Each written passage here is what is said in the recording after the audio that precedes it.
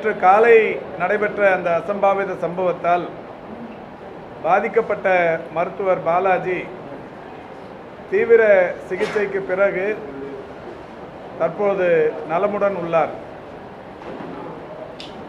இன்று காலை நான் அவரை நேரில் சந்தித்து நலம் விசாரித்தேன். நேற்றிலிருந்து ஒரு 4-5 முறை சந்தித்திருக்கிறோம் என்றாலும் இன்று காலை எழுந்து உட்கார்ந்து எங்களுடன் மிக சரளமாக பேசிக் கொண்டிருந்தார். மருத்துவர் பாலாஜியை பொறுத்தவரை அவருக்கு அளிக்கப்படும் சிகிச்சைகள் குறித்து அவரும் மிக நன்றாகவே அறிவார். அவருடைய மகளும் ஒரு மருத்துவர், அவரும் உடனிருந்து அதை கண்காணித்து வருகிறார். மருத்துவர் பாலாஜியின் மனைவி மற்றும் தாயார் நேற்று காலையிலிருந்தே மருத்துவமனையிலிருந்து அவரை கண்காணித்து வருகிறார்கள். அவருக்கு ஏற்கனவே பேஸ்மேக்கர் பொருத்தப்பட்டிருக்கிற காரணத்தினால் இந்த பேஸ்மேக்கர் கம்பெனி நேற்றைக்கே அதனுடைய ஃபங்க்ஷனை ஆய்வு செய்து மிக சிறப்பாக இருக்கிறது என்று சொல்லிவிட்டு சென்றிருக்கிறார்கள். இன்று மீண்டும் ஒரு முறை அந்த ஃபங்க்ஷனிங் சிஸ்டத்தை மறு ஆய்வு செய்வதற்கு அந்த கம்பெனி வரவழைக்கப்பட்டிருக்கிறது.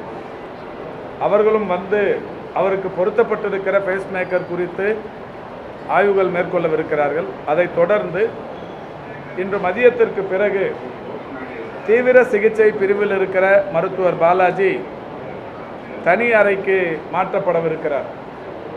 அங்கே இருக்கிற பேவார்ட்ஸ் என்று சொல்லக்கூடிய கட்டண படுக்கை தொகுதிகள் ஏற்கனவே திறந்து வைக்கப்பட்டிருக்கிறது. தீவிர சிகிச்சை பிரிவுக்குரிய அனைத்து வசதிகளுடனும் கூடிய தனி அறைகள் அந்த மருத்துவமனையில் இருக்கிறது. அந்த தனி அறைக்கு மாற்றப்படவிருக்கிறார். இது அவருடைய வேண்டுகோளும் கூட. என்னை மாற்றுங்கள் என்று கேட்டுக்கொண்டதற்கு ஏற்ப மதியத்திற்கு பிறகு ஒரு குறிப்பிட்ட பரிசோதனைகளுக்கு பிறகு அவர் தனி அறைக்கு மாற்றப்படவிருக்கிறார்.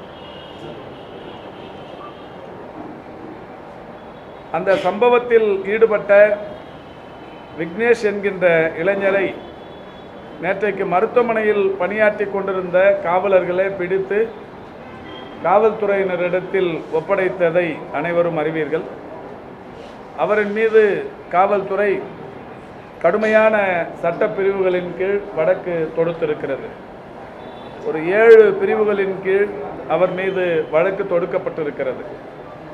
126/2 அத்துமீறி நுழைதல், 115/2 காயத்தை ஏற்படுத்த வேண்டும் என்ற நோக்கத்துடன் செயல்படுதல், 118/1 ஆபத்தான ஆயுதங்களால் காயம் ஏற்படுத்துதல், 121/2 பணியில் இருக்கும் பொது ஊழியருக்கு காயம் ஏற்படுத்துதல், 109 கொலை முயற்சியில் ஈடுபடுதல், 151/3 உயிருக்கு ஆபத்தை விளைவிக்கும் வகையில் காயத்தை ஏற்படுத்தி மிரட்டுதல் மற்றும் 2008ஆம் ஆண்டு தமிழ்நாடு மருத்துவ சேவையில் ஈடுபட்டுள்ள நபர்கள் மற்றும் மருத்துவ சேவையில் ஈடுபட்டுள்ள நிறுவனங்கள் வன்முறையையும் சொத்து சேதத்தினையும் அல்லது இழப்பினையும் ஏற்படுத்துவதை தடுக்கின்ற வகையில் தமிழ்நாடு அரசால் இயற்றப்பட்ட சட்டம் 48/2008 அதன் கீழும் அவர் மீது வழக்கு தொடுக்கப்பட்டிருக்கிறது. ஆக மிக முக்கியமான பொருத்தமான பிரிவுகளின் கீழ் அவர் மீது வழக்கு தொடுக்கப்பட்டு அவர் புழல் சிறையில் அடைக்கப்பட்டிருக்கிறார். 15 நாட்கள் மாண்பமை நீதிமன்றம் அவருக்கு கடுங்காவல் தண்டனை தந்திருக்கிறார்கள். அவர் புழல் சிறையில் அடைக்கப்பட்டிருக்கிறார்.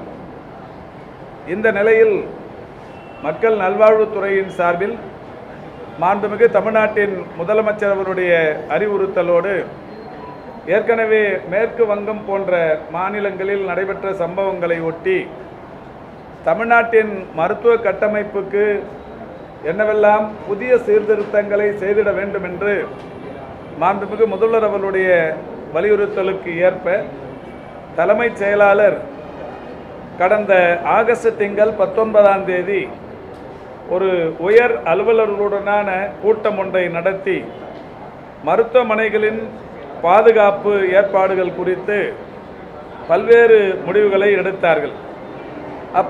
எடுக்கப்பட்ட முடிவுகளை எல்லாம் செயல்படுத்துவதற்கு டிஎம்இ, டிஎம்எஸ், டிபிஹெச் போன்ற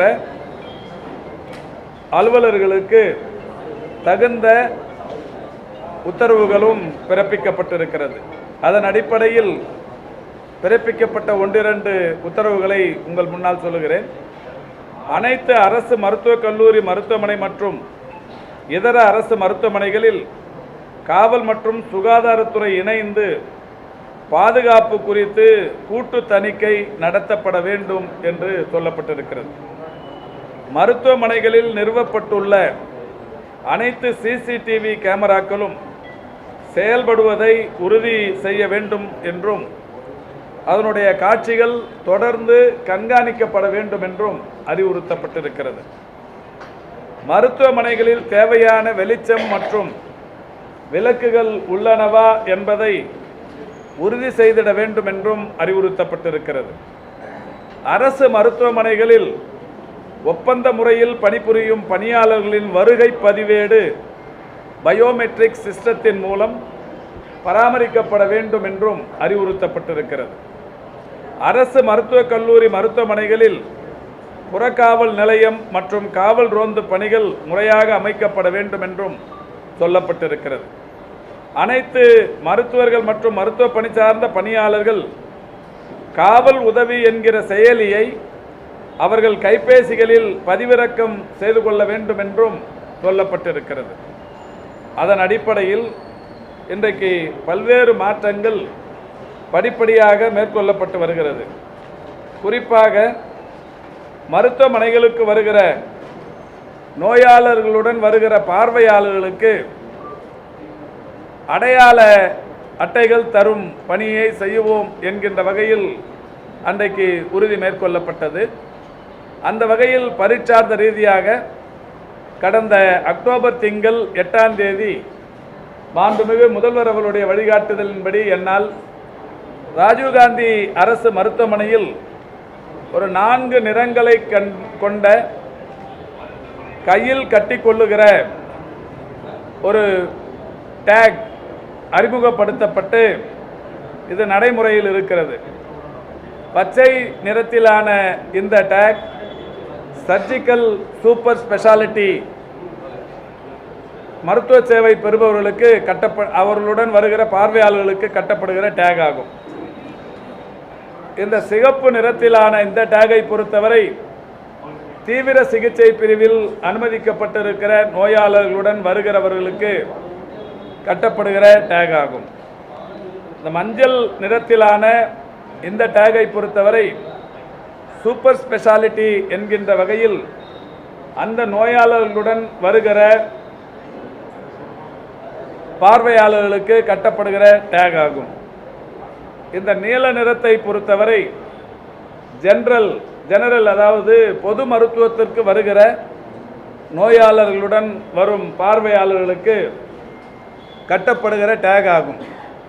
இது மாண்புமிகு தமிழ்நாட்டின் முதலமைச்சருடைய வழிகாட்டுதலோடு கடந்த அக்டோபரில் தொடங்கி தினந்தோறும் ஒரு 6-7 பேருக்கு இந்த குறிப்பிட்ட இந்த பிரிவுகளில் வருகிற நோயாளர்களுக்கு இந்த டேக் கட்டும் பணி அங்கே நடைபெற்று கொண்டிருக்கிறது. ஓபி என்று சொல்லக்கூடிய அந்த பதிவுக்கு வருகிற போதே ஒரு நோயாளிக்கு 2 பேருக்கு இந்த டேக் தரும் சிஸ்டத்தை அன்றைக்கு தொடங்கி வைத்திருக்கிறோம். அது நடைமுறையில் இருக்கிறது. பரீட்சார்த்த ரீதியாக ராஜீவ்காந்தி அரசு மருத்துவமனையில் தொடங்கப்பட்ட இது இப்பொழுது இங்கே டிஎம்இ இருக்கிறார், டிஎம்எஸ் இருக்கிறார். இவர்கள் எல்லோருமே படிப்படியாக தமிழ்நாட்டில் இருக்கிற 36 மருத்துவக் கல்லூரி மருத்துவமனைகளிலும் அதேபோல் மாவட்ட அரசு மருத்துவமனைகள் என்று ஒரு 37 மாவட்ட அரசு தலைமை மருத்துவமனைகளிலும் வட்டார மருத்துவமனைகள் அரசு மருத்துவமனைகள் 320லும் இந்த டேக் கட்டும் சிஸ்டத்தை படிப்படியாக நோயாளர்களின் பார்வையாளர்களை படிப்படியாக கட்டுப்படுத்தும் அந்த ஒரு விதமாக இதை செயல்படுத்தவிருக்கிறார்கள்.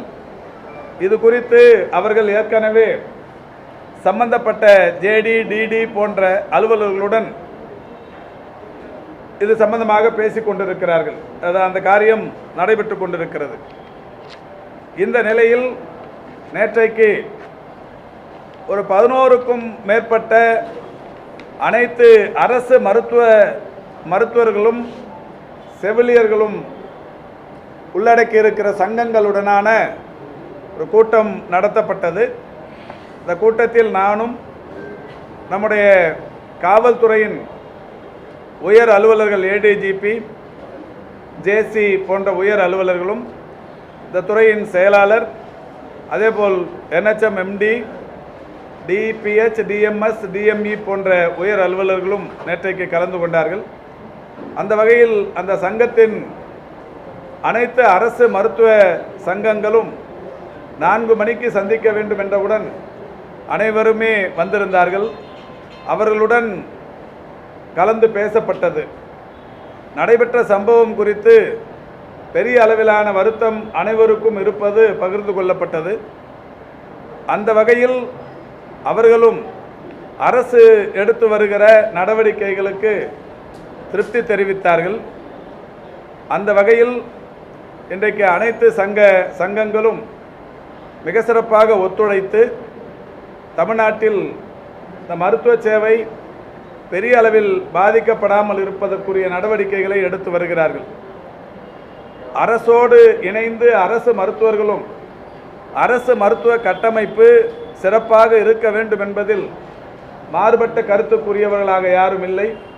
அவர்களுமே இந்த அரசுடன் இணைந்து மருத்துவ கட்டமைப்பும் சிறப்பாக இருக்க வேண்டும், பொதுமக்களுக்கு அளிக்கிற மருத்துவ சேவையும் எந்த விதத்திலும் பாதித்துவிடக்கூடாது என்பதில் அவர்களுமே மிக சிறப்பான கவனத்தோடு இருக்கிறார்கள்.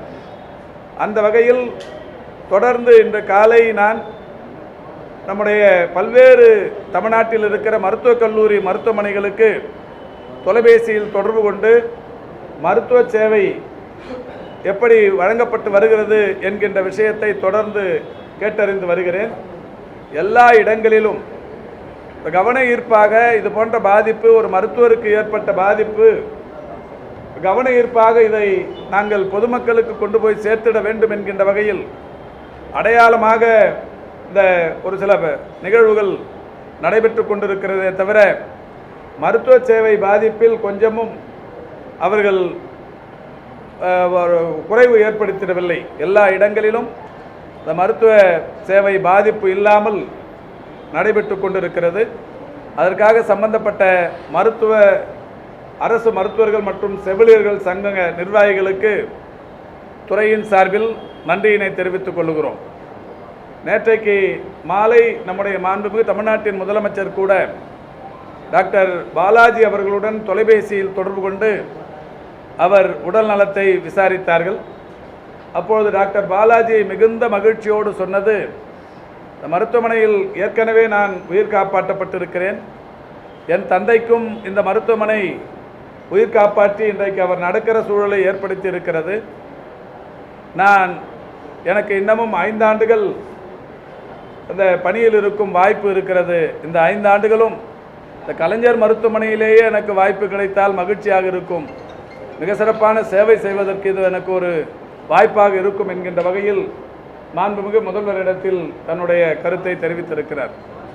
அந்த வகையில் மருத்துவர் பாலாஜி அவர்களும் நலமுடன் இருக்கிறார்கள். சம்பந்தப்பட்ட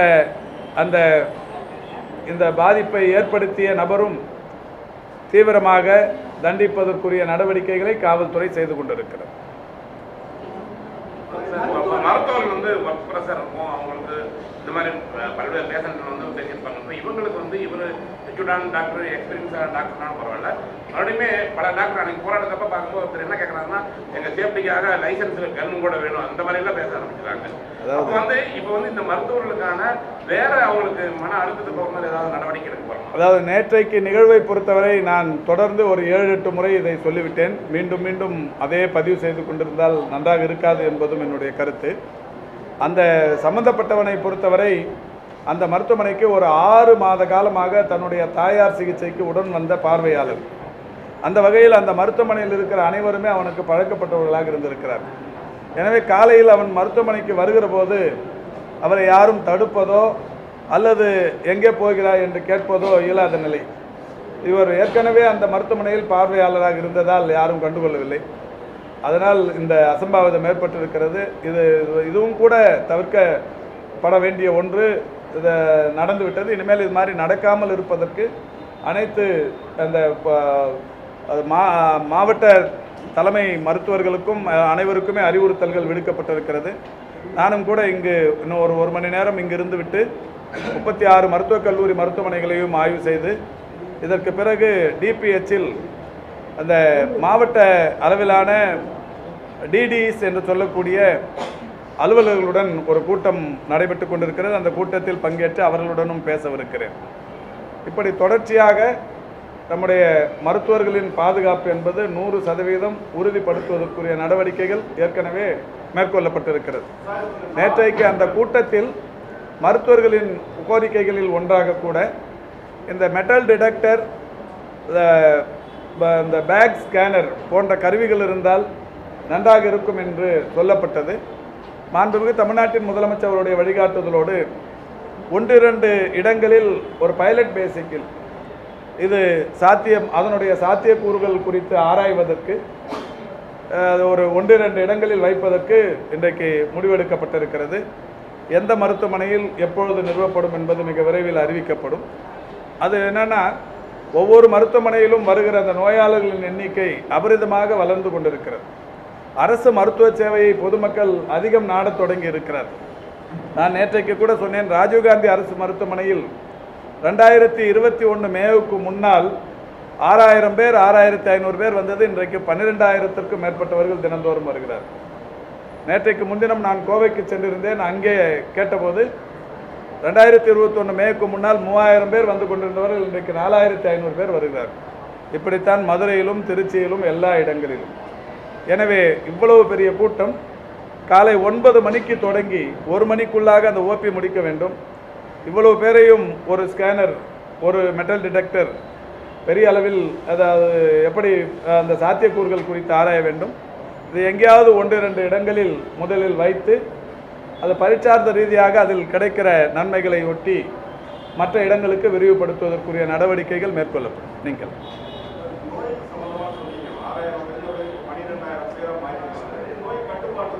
இல்லை அதுதான் அது தெளிவுபடுத்தணும். நல்ல கேள்வி. என்னென்னா, தமிழ்நாட்டை பொறுத்தவரை எல்லா நோய்களும் கட்டுக்குள் இருக்கிறது.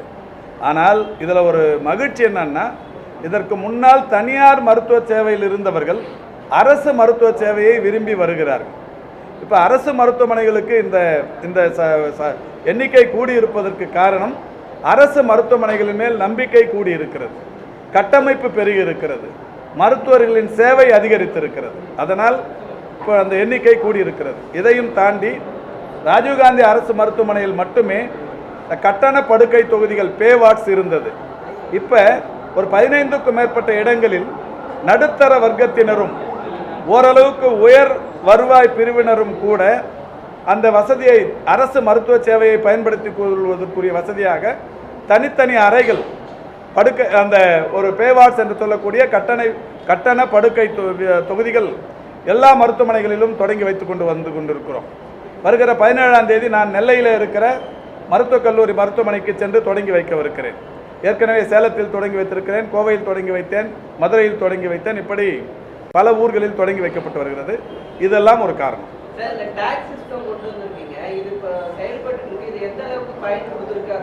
இல்லை, இப்போ அவர் தேரணிராஜன் அந்த கல்லூரியின் முதல்வர் வந்திருக்கிறாரு.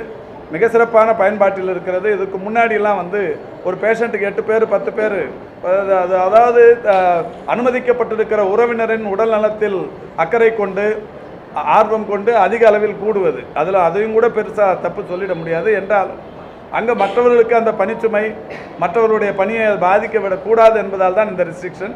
அது மிக சிறப்பாகவே சென்று கொண்டிருக்கு. என்னங்க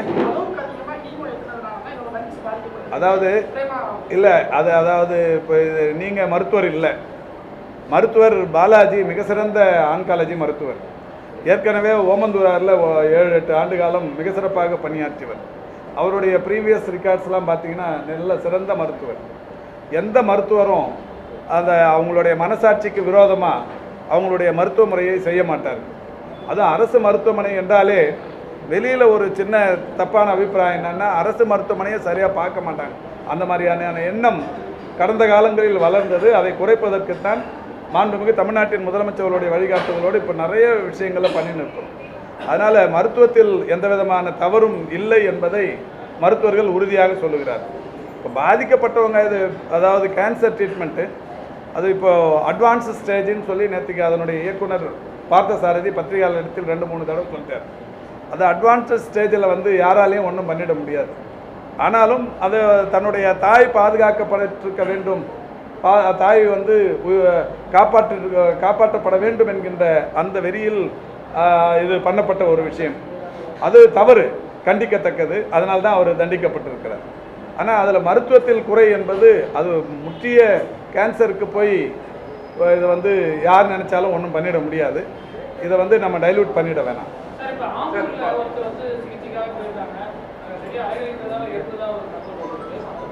அதாவது இது மாதிரி ஒன்று வரும்போதே இது படிப்படியாக எதையாவது ஒரு கட்டுக்கதைகள் புனையப்பட்ட செய்திகள் வந்துடும். இது நடந்துருக்கும் போதே ஸ்டான்லியில் பார்த்தீங்கன்னா ஒரு மனநோயாளி ஒரு அந்த மனநல ஆலோசகர் மருத்துவர் மேலே கைப்பற்றிருக்கு. உடனே அது அங்கே என்ன பரப்பி விட்டுட்டாங்கன்னா மருத்துவரை அடித்து விட்டார்கள் அப்படின்ற மாதிரி. இதெல்லாம் வந்து இந்த நேரத்தில் ஒரு சென்சிட்டிவான நேரத்தில் ஒரு சின்ன சின்ன விஷயங்களை வந்து பெரிதுபடுத்துறது சரியா இருக்காதுங்கிறது என்னுடைய பணிவான கருத்து. நீங்க அதை நாங்கள் அதை இப்போ எதிர்கட்சிக்கு நீங்கள் என்ன இது ஒரு எப்போதான் குறையணும் எல்லாமே அந்த எதிர்கட்சி குற்றச்சாட்டுகள். ஆனால் இந்த டைமில் வந்து ஒரு சென்சிட்டிவான ஒரு விஷயத்தை அவங்களும் இதேமாதிரி தொடர்ந்து பேசியிருக்கிறதுக்கு இப்போ மருத்துவர்கள் சாமி என்ன பதில் இல்லை. இப்போ நான் அவங்களுக்கு பதில் சொல்கிற நேரம் இது இல்லை. நான் இது எல்லாருமா சேர்ந்து ஒரு பதட்டம் என்றால் ஒரு எரியும் நெருப்பில் தண்ணீர் ஊற்றி அணைக்க வேண்டுமே தவிர எண்ணெய் ஊற்றி அதிகப்படுத்தக்கூடாது. இதனால் நான் யாரையும் குறை சொல்ல இந்த நேரத்தில் விரும்பலை.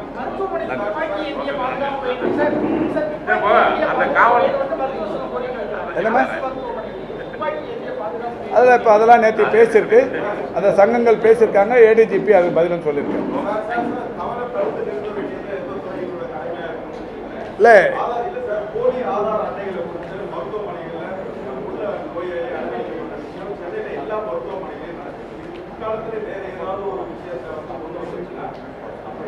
இல்லை இப்போ வந்து அனுமதிக்கப்படுவதற்கு எந்த அடையாளமும் இல்லை. நோயோட தன்மைக்கு ஏற்ப உள்ளே வரும்போது மருத்துவர்கள் முதல்ல அந்த நோய் தன்மையை தான் பார்ப்பாங்க. அவர் கையில் வந்து அடையாள அட்டை இருக்கா, இல்லை இன்சூரன்ஸ் கார்டு இருக்கா? இல்லை போலியாக கொடுக்க வேண்டிய அவசியம் அவங்களுக்கு இருக்காது. வெளி மாநிலங்களில் இருந்து வந்தாலும் கூட அவங்களுக்கு நம்ம இங்கே ட்ரீட்மெண்ட் கொடுக்குறோம். மனிதாபிமான அடிப்படையில் தான். மாண்புமிகு முதல்வர் 2021 டிசம்பர் 18ஆம் தேதி ஒரு திட்டத்தை தமிழ்நாட்டில் தொடங்கியிருக்கிறாங்க. இன்னுயிர் காப்போம் நம்மை காக்கும் 48ங்கிற திட்டம். அந்த திட்டத்தின் நோக்கமே தமிழ்நாட்டின் எந்த சாலையில் விபத்து ஏற்பட்டாலும், எந்த மாநிலத்தை சேர்ந்தவராக இருந்தாலும், எந்த நாட்டை சேர்ந்தவராக இருந்தாலும் பாதிக்கப்படுவது மனித உயிராக இருந்தால் முதல் 48 மணி நேரத்தில் 1 லட்சம் ரூபாய் அறிவித்து அது பண்ணி நிற்கிறோம். அந்த வகையில் 3 லட்சத்திற்கும் மேற்பட்ட விபத்துகளில் உயிர் காப்பாற்றப்பட்டிருக்கிறது. அந்த 1 லட்சம் கூட இன்னொரு 5-6 நாட்களில் 2 லட்சமாக உயர்த்தி தரப்படவிருக்கிறது. எனவே உயிர் காப்பாற்றப்படுவது தான் அரசு மருத்துவமனைகளின் மிக முக்கிய நோக்கமாக இருக்கும்.